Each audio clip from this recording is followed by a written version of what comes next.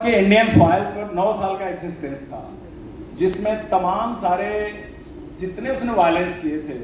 उसमें JNK assembly attack और parliament attack उसका लैंडमार्क ऑपरेशन था, जिससे कि एक तरह से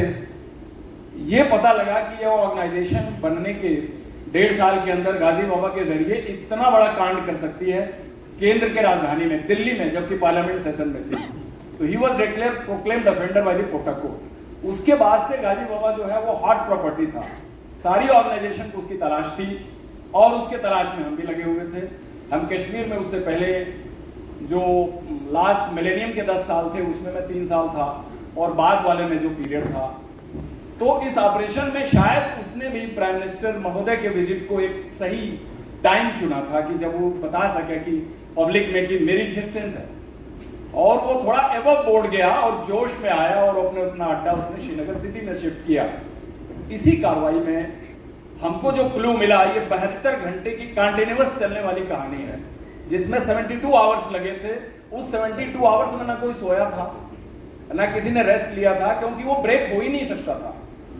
और उसके चलते चलते कंटिन्यूअस उसको हमने चेंज किया, फॉलो किया,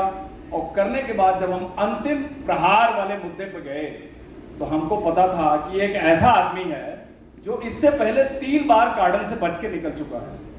और आज के रात अगर ये बच के निकल गया तो इसको मिलना बड़ा ही मुश्किल है इसका। तो मैं उससे अगले दिन 30 का व्रत था वाइफ का, उन्होंने बोला था कि कल आप आएंगे सवेरे तो हम चलेंगे कहीं। तो मैंने बोला देखो आज बड़ा टेढ़ा ऑपरेशन है, it is very difficult to say क्या होगा। तो उस मॉर्निंग में किसी को कुछ नहीं पता था कि कौन रिटर्न होके आएगा, और हमको 100% पता था कि इस हाइट के अंदर गाजी बाबा बैठा हुआ है। तो वहां पर कुछ विड्रॉल, पीछे हटने, सेकंड थाट का सवाल ही नहीं था। वो एक अपॉर्चुनिटी थी जो एक ही बार मिली थी, और हमने पूरे शिद्दत के साथ उसे पूरा करने की कोशिश की, और ये सफलता पूरे बॉर्डर सिक्योरिटी फोर्स और बीएसएफ के नाम